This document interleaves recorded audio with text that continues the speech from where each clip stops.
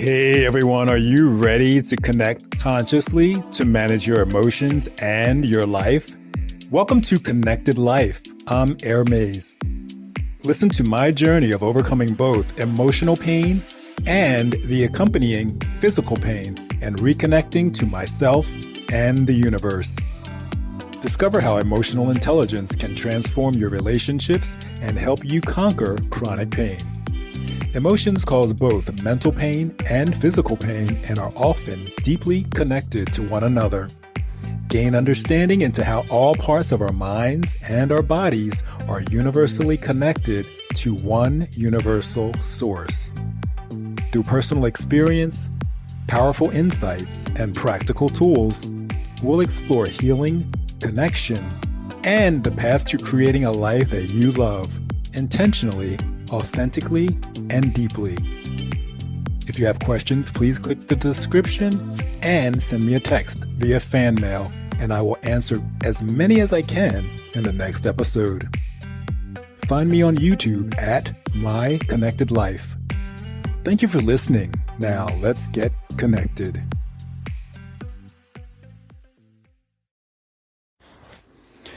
Hey everybody, and welcome to Connected Life. This is Anthony, and today in this episode, I am talking about New Year's resolutions. So we're at January 20th, and if you've planned out or made some New Year's resolutions, I'd like to know, how are you doing? How are they going? Are you sticking with them? If you're not, it could be because they were a little bit too challenging for you. Maybe your mind and your body thought that they were too much of a big change. You have to remember, when we want to make changes in our lives, our mind and our body is going to fight against it because it likes doing what's familiar. It likes doing what it's always done. So if you make small changes and small goals, then more than likely they will be attainable and sustainable. If you make major goals, your body and your mind are probably not going to want to cooperate as much. So if you're extremely cutting your calories, or if you have not gone to the gym ever, and suddenly you think you're going to go 7 days a week, and you're going to spend 2 hours per day, your mind and your body are probably not going to like that. If you've been eating all kinds of foods and suddenly you're only going to eat vegetables, or you're going to become vegan, your mind and your body are probably not going to like that. So one of the things that you would want to do, or would have wanted to do, is start out slowly. Incorporate things.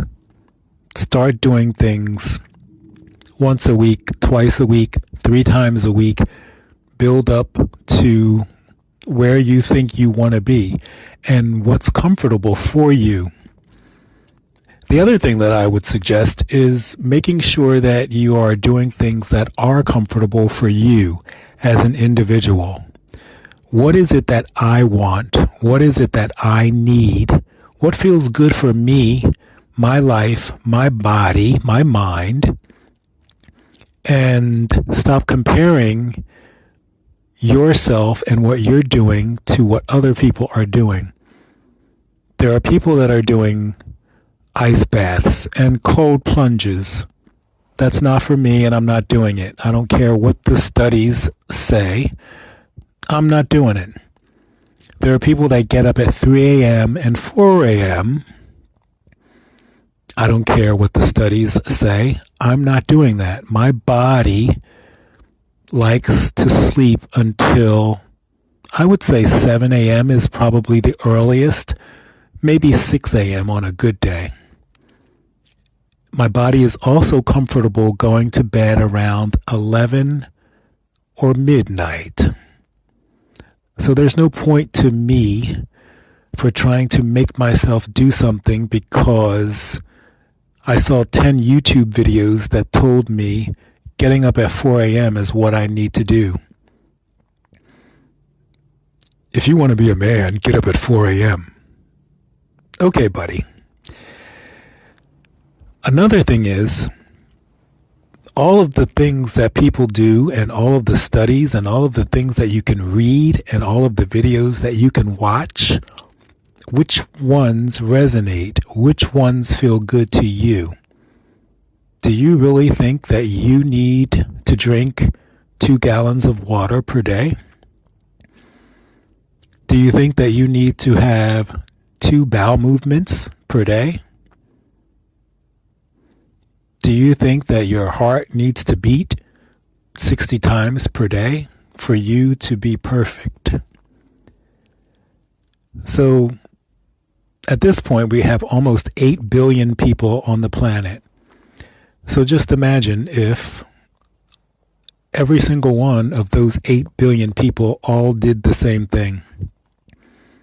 We all went to bed at 7 p.m. We all got up at 3 a.m. We all drank 2 gallons of water. We all worked out 7 days a week. We all were vegan, or we were all vegetarian. It would be a boring planet of robots. That's not what we want. And that's kind of what happens when we start looking at things and saying, oh, well, this person says do this, or that article told me to do that. So you can use those things as suggestions, but what actually works for you, what feels good for you, what works for your family, what works for your job, what works for your age, your body, your mindset, all of that needs to be taken into consideration. And when you set up goals for the year and you have New Year's resolutions, you have to do things that are a little bit challenging, things that are going to take you to the next level, but things that you also find some enjoyment in getting the outcome. So let me know how you are doing with your New Year's resolutions. How are they going? Do you feel stuck? Do you feel like giving up? What can you do to move on? What can you do to change them and make them so that you enjoy doing them and you still feel comfortable and feel like you're moving forward? Thanks for listening. I'll talk to you in the next episode.